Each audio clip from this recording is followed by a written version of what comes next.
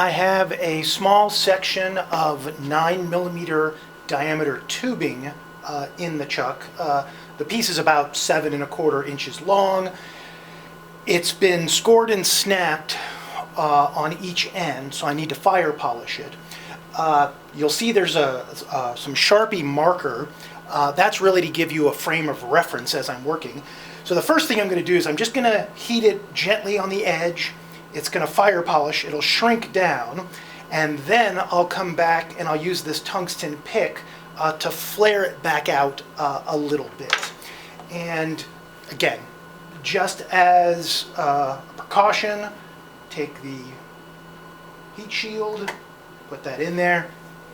And again, something I didn't mention in one of the other videos is the fact that putting a lot of heat, but 3-4 inches away from the chuck face, so it's not like the heat is going to transfer down through the glass tube, but the radiant heat, or if you accidentally turn the torch, this face shield gives you a lot more protection.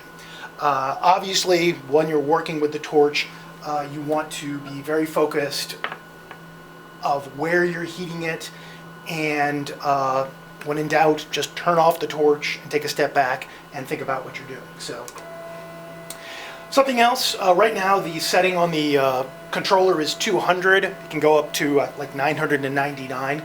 You don't need the lathe rotating incredibly fast. And that's really something you just kind of have to dial in as you're working. I'm turning this flame down as I'm making some adjustments because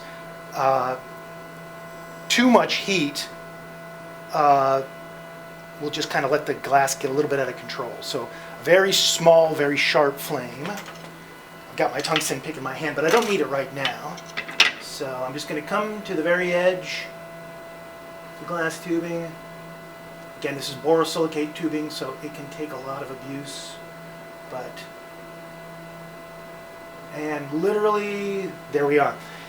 To fire polish, to basically give me a rounded edge that's not going to cut me, that's literally all you need. Just a few seconds, the glass becomes molten on the edge, and you're done. The glass has shrunk down, so the inner diameter of the tube at the end is smaller than the rest of the tube. So what I can do is I can warm up the glass again,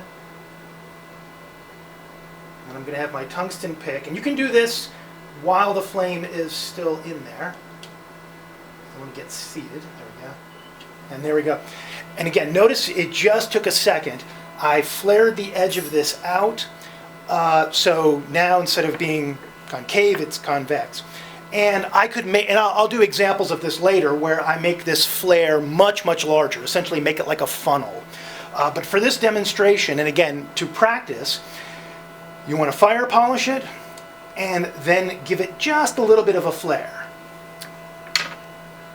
And turn this off. You can, again, just looking at that mark that I made with the Sharpie, you can see that the rotation, it's significant, but it is by no means like really, really fast. This is maybe 1 RPM every second or second and a half, rotation relative to the tube itself. But it's more than sufficient. With different functions, you're going to change that rotation, speed it up, slow it down. Same with the diameter of the tube that you're working. Turn that off.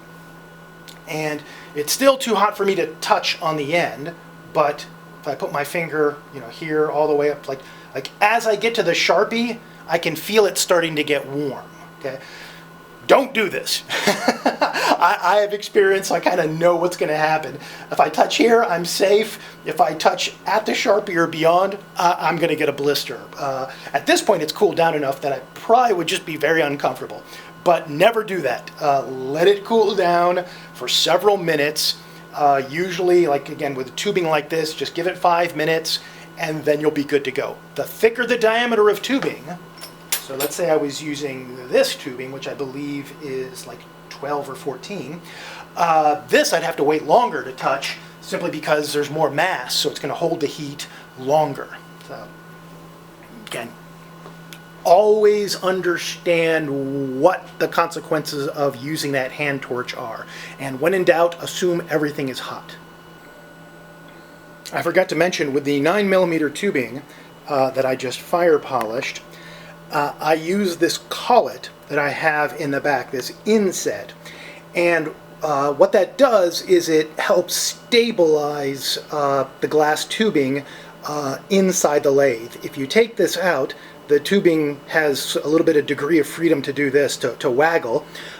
This one is designed specifically for 9mm tubing, and it seats all the way up, right up until the chuck face. So it really minimizes the play that the tubing has within the chuck itself. So, you know, I don't always use it. It's not always necessary, but again, it can really help remove basically 99% of the play that the item has while it's being worked on. Now, the thing is, with a lathe, even that 1% can still be very significant. So that's where tightening it down with the chuck and just getting it perfectly aligned comes in. But this collet, which is, again, removable, it's basically designed to help minimize that play.